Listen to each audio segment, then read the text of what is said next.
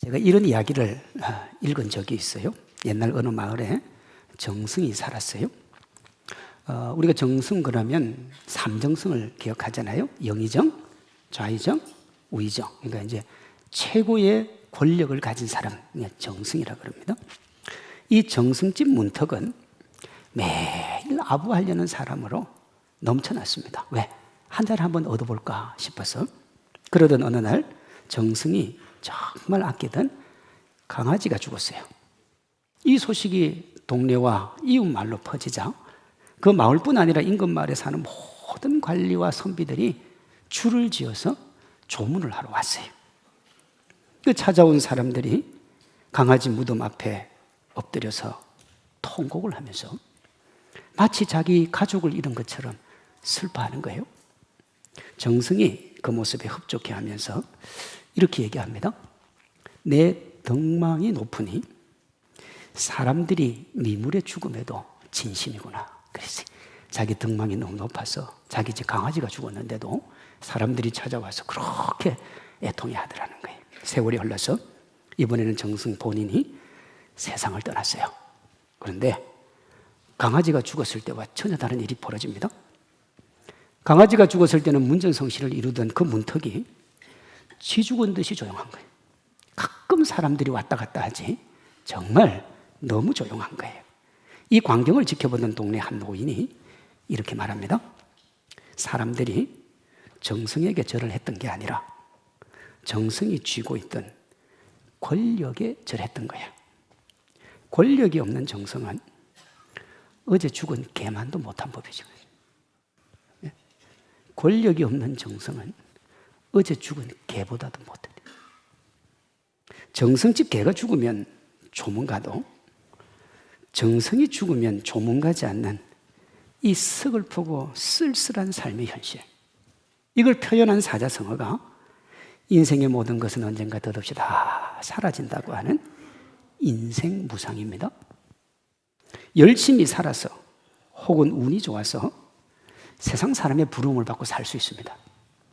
태어나 보니까 부모님이 잘 살아요. 태어나 보니까 괜찮은 집안에서 태어났어요. 공부를 좀 했는데 잘 돼요. 다른 사람들은 사업이 잘 안 되는데 나는 하니까 사업이 잘 됐어요. 운이 좋은 거죠.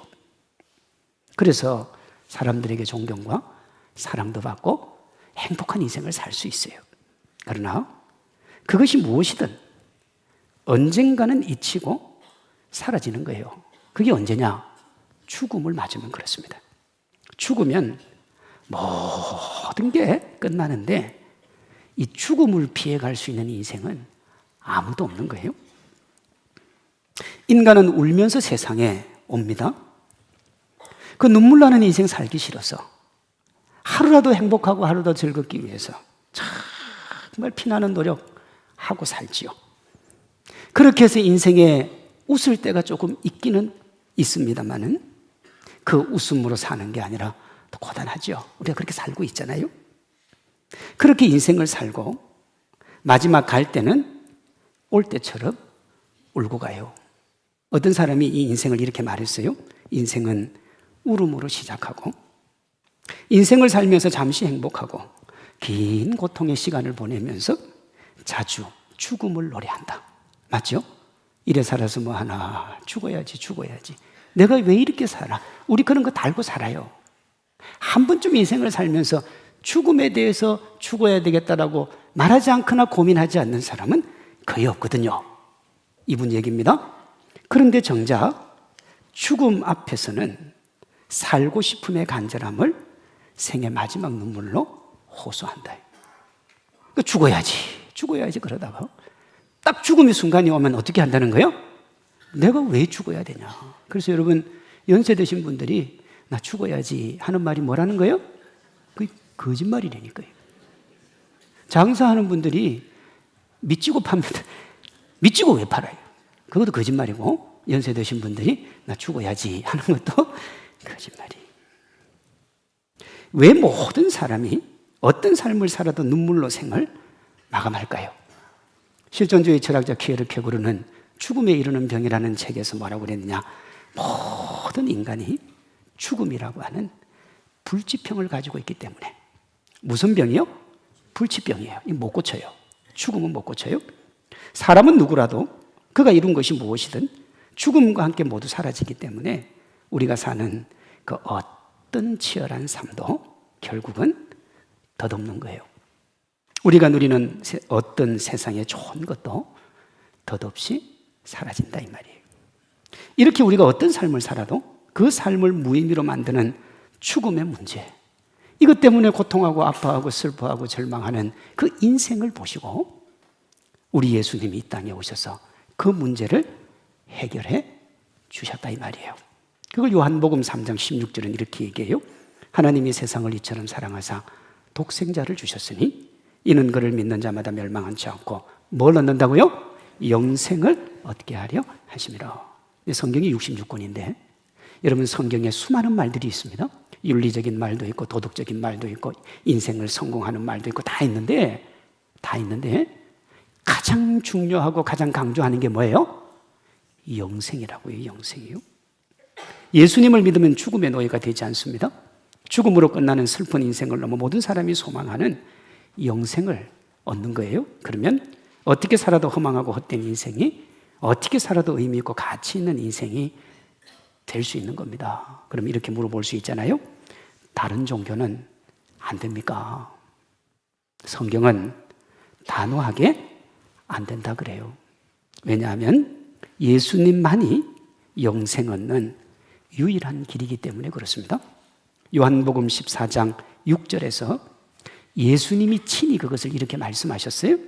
예수께서 이르시되 내가 곧 길이요 진리요 생명이니 나로 말미암지 않고는 아버지께로 올 자가 뭐 하다고요? 없다 그랬어요. 그러니 어떠냐? 예수님을 통하지 않고는 영생에 아무도 이룰 수가 없어요. 사도행전 4장 12절은 이걸 이렇게 말합니다. 다른 이로서는 구원을 받을 수 없나니 천하 사람 중에 구원받을 만한 다른 이름을 우리에게 주신 일이 뭐 하다고요? 없다 그러잖아요. 없어요. 동양 최대의 종교이면서 부산 사람들이 많이 믿는 불교의 구원 이야기를 할 수 있어요. 목사님, 불교도 구원이 있습니다. 그럴 수 있습니다. 그런데 여러분, 영생과 관련해서 순수한 불교 가르침, 제가 지금 순수한 불교라고 하는 것은 지금 우리가 알고 있는 불교는 이 동양의 유교나 다양한 사상들이 합쳐진 이 짬뽕의 느낌이 좀 있어요. 그러니까 순수한 불교 가르침에서는 죽음 이후의 영생보다는 해탈을 강조합니다. 이 세상에서 해탈을요. 다시 말해서 불교 가르침의 목표는 윤회, 그러니까 이제 죽고 나서 다음 생에 이렇게 태어나고 우리 그렇게 알고 있잖아요. 이 윤회를 벗어나서 해탈, 즉 열반에 이르는 게 목적이에요. 이때 열반은 영생이라기보다는 고통과 번뇌가 소멸되는 거예요. 불교에서 영생처럼 보이는 말이 있습니다. 불사신, 불로불사, 불로장생, 이런 말이 있어요. 그러니까 이것의 본질적인 의미는 뭐냐면 영원히 죽지 않는 영생보다는 무상, 무아를 체득하고 삶의 번뇌를 줄여서 해탈에 이르는 거예요. 해탈에. 그러니까 더 이상 번뇌에 휘둘리지 않는 겁니다. 그래서 우리 108번뇌라는 얘기가 나오잖아요. 이 번뇌의 고리를 끊어내는 것, 그게 불교 가르침의 핵심이에요. 그리고 여러분 보세요. 불교가 영생이나 구원에 대한 얘기를 하긴 합니다만은 이 세상에서의 영생입니까? 죽고 나서의 영생입니까? 이 세상 얘기를 하는 거예요. 그걸 뭐 보면 잘 알 수 있냐? 여러분 불교 영화 중에 신과 함께 인과 연이라는 영화가 있습니다. 그거 보시면 그 1000만 정도 넘었으니까 본 사람 많을 거예요. 거기 보면 저승사자가 나와요. 차사로. 그 차사는 시공간을 자유자재로 이동합니다. 옷도 안 갈아입어도 돼요. 안 먹어도 돼요. 여러분 그 삶이 낫습니까? 매일 먹고 고단하게 노동하고 힘들게 사는 그 인생이 낫습니까? 어느 인생이 나아요? 생각 안 해봤어요? 안 먹고 시공간을 초월하고 정말 오래 살고 영원히 사는 그 인생이 있는데 그 차사의 꿈이 뭐냐 그러면 사람이 되는 겁니다. 영생에 대해서 잘 몰라요. 그런데요, 이 예수님은 영생에 대해서 누구보다도 분명하고 누구보다도 확실히 있게 말씀을 하세요. 다시 요한복음 14장 6절 예수께서 이르시되 내가 곧 길이요 진리요 생명이니 나로 말미암지 않고는 아버지께로 올 자가 뭐라고요? 없다 그랬잖아요. 번뇌를 주려 해탈에 이르는 불교와는 차원이 다릅니다. 내일 일도 모르는데 죽음 이후의 일을 어떻게 알겠냐고 했던 동양에서 최고로 존경받는 사람 중 한 명인 공자의 가르침하고도 차원이 다릅니다. 예수님은요, 영생에 대해서 분명하게 말씀하셨어요. 내가 영생의 주인공이다. 그리고 그 영생에 이르는 길도 가르쳐 주셨어요. 내가 곧 길이요 진리요 생명이라 그랬잖아요. 이게 의미가 뭐냐 그러면 예수님이 우리가 이 땅에서 산 삶의 전부를 가치 있게 만드는 유일한 바로 그 길이고, 이 세상의 모든 사상, 이념, 신념의 옳고 그름을 판단하는 유일한 기준인 바로 그 진리이고, 유한한 이 땅의 삶을 영원한 생명으로 인도하는 유일하고 차원이 다른 바로 그 생명이라는 거예요. 좀 더 살펴볼게요. 먼저 그 길입니다. 우리가 여러분 태양 그릴 때 저마다가 생각하는 태양이 다 다릅니까? 똑같습니까? 똑같습니다. 태양, 아침에 떴다가 저녁에 지는 저 태양은 태양계 행성을 지탱하는 그 태양을 얘기하는 거예요. 다른 태양은 없어요. 길이라고 그럴 때, 예수님이 길이라고 그럴 때 그 길은 다양한 길 중에 하나가 아니라 하나뿐인 바로 그 길이에요. 예수님이 영생에 이르는 유일한 길이라는 겁니다. 사람들은 많은 사람이 가는 길을 선호합니다. 그러니까 많은 사람이 가면 그 길이 바르다 그러는 거예요. 이 글을 한번 보세요. 가장 최상의 길은 없다. 단지 많은 사람이 가고 있다면 바로 그 길이 최상이라. 근데 이 말이 사실이라면 오늘날 대부분 사람이 원하는 돈, 명예, 권세, 건강 등이 최상의 길이에요. 최상의 길이니까 그 길 가면 실패할 일이 없겠죠. 그거 추구하면 고단할 일이 없을 거예요. 왜? 그게 최상의 길이니까요. 그런데 앞에 정성의 이야기처럼 그 길 끝이 아름답지 않은 경우는 허다합니다. 부와 명예와 권세를 추구해서 행복을 얻는 것보다 도리어 불행해지는 경우도 허다하다는 거예요. 인류 역사가 그걸 증명을 해요. 10년 이상 가는 권력이 없다는 권불 10년, 인생의 모든 것이 한때에 불과하다는 화무 11홍, 지금 누리는 것이 영원하지 않다고 말하는 3대 가는 부자 없다. 이건 여러분 제가 만들어낸 얘기가 아니고 인류 역사에서 증명이 된 거예요. 권력도 영원하지 않고 아름다운 꽃도 영원하지 않고 가지고 있는 부도 영원하지 않은 거예요. 그러니 여러분 보세요. 많은 사람이 가는 길이 아니라 예수님이 가신 십자가의 길이 이 세상도 바르게 사는 유일한 그 길이고, 영원한 생명 얻는데도 하나밖에 없는 그 길입니다. 그러니 예수님만이 우리의 유일한 길이 되는 줄로 믿습니다. 다음으로 그 진리예요. 여기도 그 진리는 다양한 신념 중에 하나가 아니라 모든 이념, 사상, 신념의 기준이 되는 진리를 얘기합니다. 우리가 배우고 있는 그 지식을 최고라고 여길 수도 있고, 실존주의를 최고라고, 칸트를 최고라고, 동양의 사상을 최고라고 우리가 그렇게 다 여길 수 있습니다만은 예수님만이 그 모든 걸 판단하는 유일한 진리라는 거예요. 우리 시대의 정신을 포스트 모더니즘이라고 하는데 그 핵심이 뭐냐? 다원주의, 상대주의입니다. 간단히 말하면 어떤 신념도 진리가 될 수 있으니 너무 하나만 고집하지 말라는 거예요. 그런데 일반 사람들이 기독교 싫어하는 이유 중에 하나가 기독교는 자꾸 자기만 진리라 그런다 이거예요. 그래서 기독교 싫다는 거예요. 그래서 일부 기독교 안에 이걸 받아들인 사람들이 있는데 그걸 종교다원주의라 그래요. 모든 종교가 가는 길은 달라도 끝은 다 같이 구원받으니까 어느 종교를 믿어도 된다는 거예요. 그게 나와요. 그래야 기독교가 숨 쉴 공간이 생긴다는 거예요. 제가 여쭤볼게요. 정말 가는 길이 달라도 끝에 가면 한 곳에서 만납니까? 아니죠, 여러분. 길이 다른데 어떻게 끝에서 만납니까? 길이 다르면 끝도 다른 거예요. 신념을 따라가면 신념의 종이 되고, 이념을 따라가면 이념의 노예가 되는 겁니다. 진리이신 예수님을 따라가야 죽음으로 대변되는 모든 억압과 속박에서 자유함을 누리는 참 자유가 주어지는 거예요. 요한복음 8장 32절은 그걸 이렇게 얘기해요. 진리를 알지니 진리가 너희를 자유롭게 하리라. 우리는 여기에서 진리를 세상의 학문이라고 생각하는 경우도 있는데, 오늘 예수님이 뭐라고 하셨냐면 내가 곧 뭐라고 그랬어요? 진리라 그랬잖아요. 그러니까 여기 진리는 세상 학문의 진리가 아니라 예수님인 거예요. 그럼 이렇게 바꿀 수 있죠. 예수님을 알지니 예수님이 너희를 자유롭게 하리라. 그렇게 되는 겁니다. 예수님이 우리의 참 자유자가 되는 줄로 믿습니다. 우리가 이 세상에 부명예 권세 가지면 거기서 자유가 올 줄 알아요. 그것이 없기 때문에 우리가 속박당하는 줄 아는데, 여러분 많이 가진 사람이 자유한 거 봤어요? 아니요. 더 움켜잡아요. 더 움켜잡아요. 다 학착같이 우여잡아요. 왜? 욕망이 끝이 없으니까. 주님 안에 있어야 자유가 주어지는 거예요. 마지막으로 그 생명입니다. 여기 생명도 바로 그 생명인데, 유한한 이 땅에서의 생명을 넘어 죽음이 어떻게 할 수 없는 영생을 얘기하는 거예요. 예수님이 이렇게 말씀하셨어요. 요한복음 11장 25절, 나는 부활이요 생명이니 나를 믿는 자는 죽어도 살겠고 무릇 살아서 나를 믿는 자는 어떻게 된다고요? 영원히 안 죽는다. 영생한다 이 말입니다.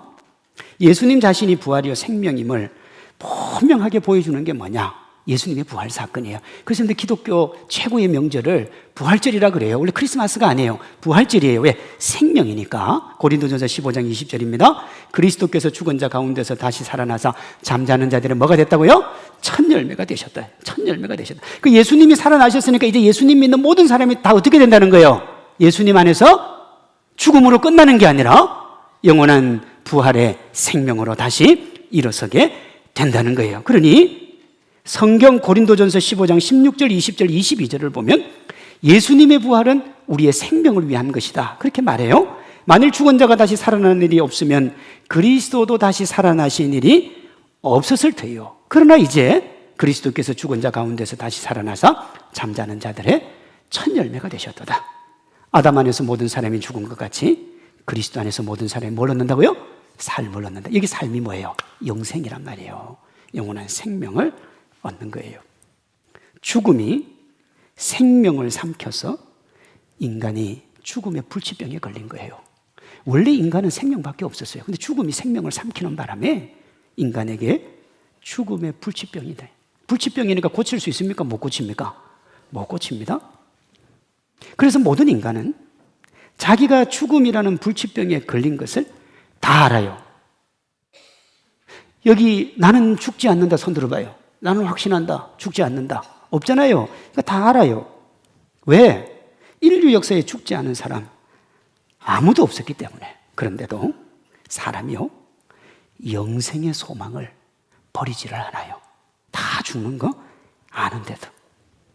죽음의 시간이 다가오면 올수록 더욱 간절하게 온몸으로 죽음을 거부합니다.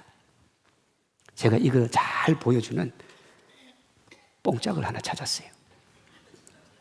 평소 같으면 제가 가사만 불러주는데 오늘 오이쿠스 축제라서 내가 노래를 조금 들려드릴 겁니다. 한번 들어보세요. 70세에 저 세상에서 날 데리려 오거든. 할 일이 아직 남아 못 간다고 전해라. 80세에 저 세상에서 날 데리려 오거든. 아직은 쓸만해서 못 간다고 전해라. 90세에 저 세상에서 날 데리려 오거든. 알아서 갈 테니 대충 말라 전해라. 100세에 저 세상에서 날 데리려 오거든. 좋은 날 좋은 시에 간다고 전해라. 배경 봤어요? 저거 누리면서 가겠어요? 제가 지금 50대 중반인데요. 가끔 죽음에 대해서 생각을 합니다. 그러니 60세 이상은 당연히 죽음을 생각할 거예요.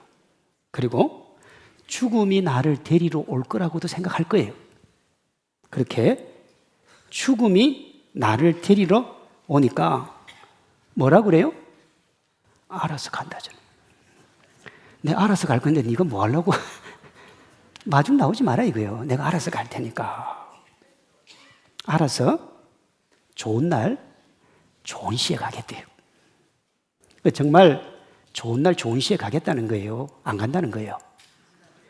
그건 잘 알고 계시네. 안 가겠다는 거잖아요. 작년 통계 자료에 따르면 우리나라 전체 평균 수명이 83.7세입니다. 남자가 조금 적은데 80.8세고 여자가 86.6세예요. 이를 토대로 보면 남자는 81살이면 여자는 87이면 살 만큼 살았다는 의미에서 천수를 누린 거예요. 그 이상의 나이 되시는 분 있죠? 이미 천수를 누렸다고요. 그러니 그 정도 나이면 죽기 좋은 날이죠.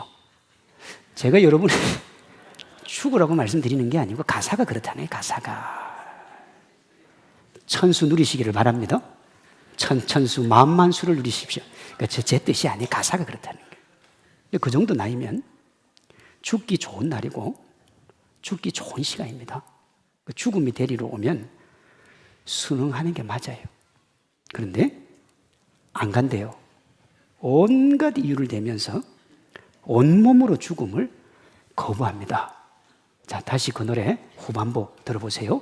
백세의 저 세상에서 또 데리려 오거든 극락왕생 할 날을 찾고 있다 전해라 150의 저 세상에서 또 데리려 오거든 나는 이미 극락세계에 와 있다고 전해라. 여기 극락왕생은 죽었어요. 극락에서 다시 태어나서 거기서 영원히 사는 겁니다. 극락이 뭐냐면 즐거움이 끝이 없는 게 극락이잖아요.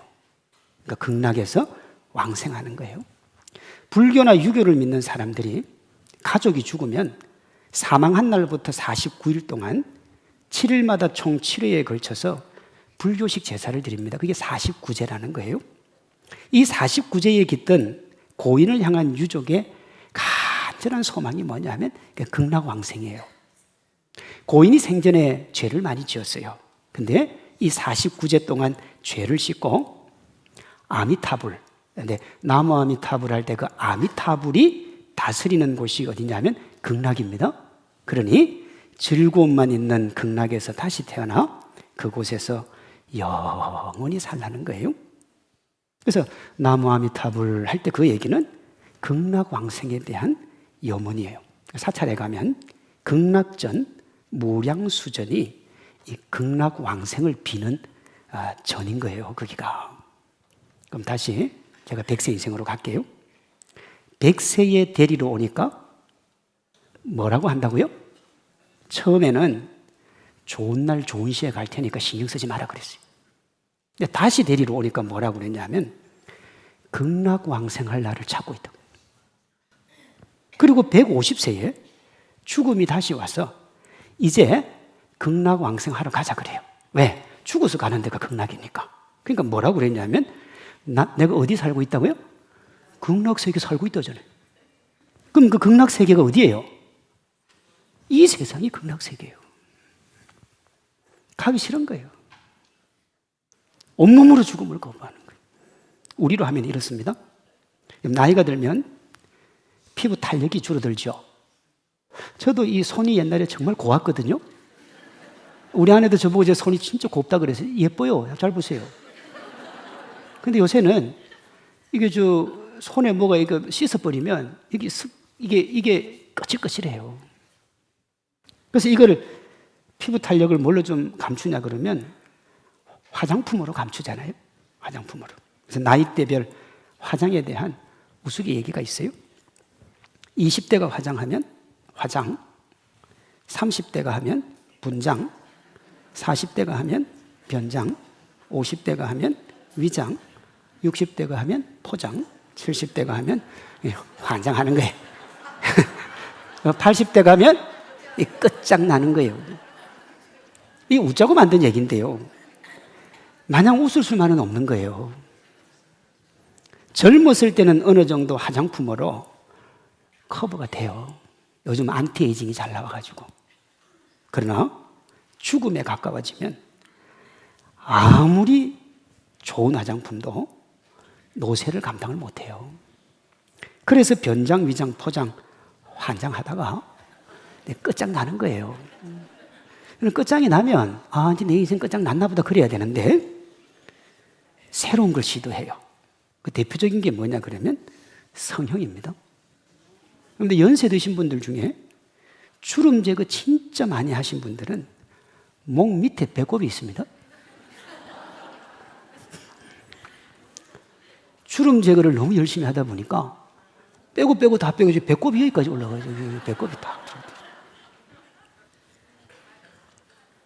요즘은 이 세상을 극락왕생으로 만들고자 하는 중심에 뭐가 있느냐? 바이오 산업이 있습니다. 그래서 여러분 바이오 주식이 안 떨어진다는 얘기가 그 얘기예요. 왜? 영생에 대한 소망, 더 오래 살고 싶은 소망이 거기 담겨 있기 때문에 그래요. 근데요, 인간의 노력이 이렇게 처절합니다만 야속하게도 죽음의 문제 해결은 요원해요. 이것을 무엇보다도 잘 보여주는 것이 몇 년 전에 우리 각자를 비롯한 전 인류가 공포에 떨며 숨죽이고 지나가기만을 바랬던 코로나19 바이러스요. 아직 정복 못했어요, 여러분. 지나가기를 바랬지요. 왜 우리가 그렇게 공포에 숨죽이고 있었습니까? 천부적인 권리인 자유를 포기하면서까지 그렇게 마스크에 집착하며 고립된 생활을 우리가 했냐 이거예요. 죽음에 대한 두려움과 극도의 공포입니다. 기억나죠? 얼마 전의 얘기예요. 우리 몸과 감정은 지금도 그 두려움과 공포를 생생하게 기억합니다. 이렇게 인간은 어떻게 살아도 비참한 죽음의 노예예요. 어떻게 해도 죽음에서 벗어날 길이 없어요.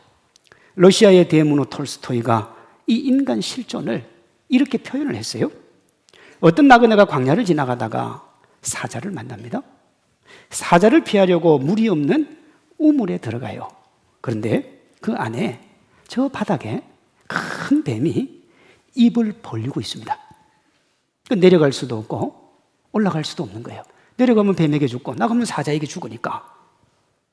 그 상황에서 그 우물 안 돌틈에 관목가지가 하나 있어서 거기 매달려서 목숨을 부지를 하는데 그때 나뭇가지에 검은지와 흰지 두 마리 앉아서 나뭇가지를 또 갉아먹고 있는 거예요.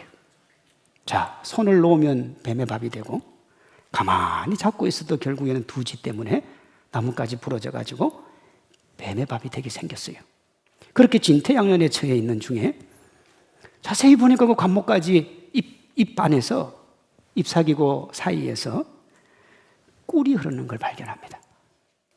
죽을 때 죽더라도 줄임배를 채워야 됐기 때문에 꿀을 핥아먹어요. 얘기는 거기서 끝이 나요. 톨스토이가 이 이야기로 뭐 하느냐? 인간의 일생을 말하는 거예요. 검은지와 흰지는 낮과 밤입니다. 모든 인생이 정해진 낮과 밤의 시간이 지나면 독사의 입이라는 죽음으로 끝난다는 거예요. 그게 인생이에요. 그러니까 사람들은 그렇게 정해진 비참한 인생을 살면서 인생에서 성공이라고 불리는 꿀을 핥는 거예요. 열심히 핥는 거예요. 부도 명예도 권세도 찾아가는 거예요. 부, 권력, 행복한 가정, 넓은 평수, 아파트, 큰 차 이거 핥는 게 이제 꿀을 핥는 거란 말이에요. 그런데 그건 잠시고 결국에는 검은지와 흰지 그리고 그 아래 고개를 쳐든 독사를 피해갈 수는 없는 거예요. 이렇게 어떻게 살아도 인간은 누구도 죽음을 피해갈 수가 없어요. 죽음을 피하는 유일한 길은 십자가와 부활로 죽임을 이기신 예수님을 믿는 길밖에 없는 겁니다. 예수님 안에 있으면 죽음에 대한 두려움으로 삶의 희망을 꺾으면서 맞죠? 어차피 죽을 거니까 살기 위해 고군분투하는 부조화의 인생을 안 살아도 돼요. 결국 독사의 입인 죽음으로 끝나는 서글픈 인생을 넘어서 기대와 소망의 미래를 바라보며 행복한 오늘을 살다가 내일의 소망으로 나아갈 수 있는 거예요. 그 중심에 뭐가 있느냐? 죽음이 죽은 겁니다. 고린도전서 15장 54절, 이 썩을 것이 썩지 아니함을 입고 이 죽을 것이 죽지 아니함을 입을 때는 사망을 삼키고 그랬잖아요. 나와요, 성경에. 사망을 삼키고 이기리라고 기록된 말씀이 이루어지리라. 예수님 안에서 죽음이 죽었어요. 그럼 죽음이 죽었으면 남는 거는 뭐밖에 없어요? 생명밖에 없는 겁니다. 죽음이 죽고 생명만 남은 거예요. 이걸 이제 성경에 보면 아주 이렇게 문학적으로 표현을 해놨어요. 고린도전서 15장 55절, 사망아 너의 승리가 어디 있느냐? 사망아 네가 쏘는 것이 어디 있느냐? 네 죽음이 인생을 쌓았어. 우리에게 죽음이 왔는데 예수님이 우리에게 주신 생명으로 말미암아 우리가 생명 얻어서 이제 죽음이라는 게 없는데 너는 힘을 발휘할 수도 없고 어떻게 할 수도 없다는 거예요. 어떻게 살아도 허무하고 헛된 인생, 죽음으로 끝나는 인생. 그 죽음을 누가 죽였습니까? 예수님이 죽이신 겁니다. 누가 인생 무상에 서글프게 눈물 나는 인생을 어떻게 살아도 의미와 가치로 가득한 인생 되게 만들었습니까? 예수님이 만드신 겁니다. 이래서 예수님을 믿어야만 영생을 얻을 수 있는 겁니다. 예수님 외에는 영생 얻는 길이 없어요. 다시 사도행전 4장 12절입니다. 다른 이로서는 구원을 받을 수 없나니 천하 사람 중에 구원받을 만한 다른 이름을 우리에게 주신 일이 없다 그러잖아요. 요약하면 이 세상을 살아가는 그 어떤 사람도 예수님을 통하지 않고는 아무리 높은 가치를 세우고 열심히 살아도 가치 있는 삶을 살 수가 없어요. 상대적이니까요. 그 어떤 깊이 있는 진리에 도달해도 그건 다양한 생각 중에 하나지 진리가 될 수 없는 거예요. 자신을 쳐서 복종시키는 그 어떤 종교적인 행위나 영적 체험도 고행 이상의 의미를 가지지를 못해요. 왜냐하면요, 오직 예수님만이 가치 있는 삶의 유일한 길이고 참된 진리이고 영생에 이르는 유일한 통로이기 때문에 그렇습니다. 예수님은 우리 삶의 모든 문제를 해결하는 마스터키가 되는 거예요.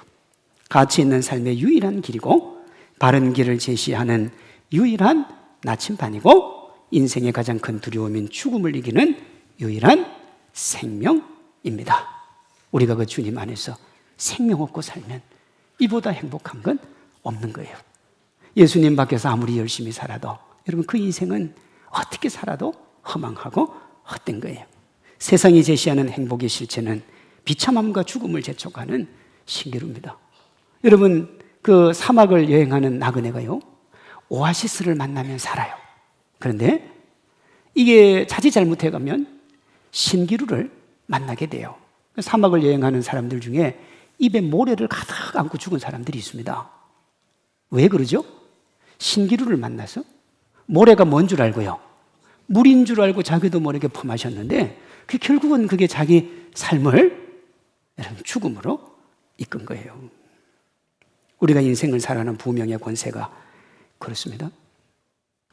위선의 가식을 걷어내면 절대로 채울 수 없는 욕망에 붙잡혀 살아가는 슬픈 자아상인 우리를 보게 돼요. 이것만 가지면 행복할 것 같고 이것만 가지면 될 것 같죠. 그런데요, 그거 주어진다고 해서 만족하는 사람은 없어요. 조금만 더, 조금만 더, 조금만 더. 그렇게 조금만 더 살다가 어떻게 되느냐? 죽음이 나를 삼킬 때쯤 되면 내가 왜 이런 인생을 살았는가?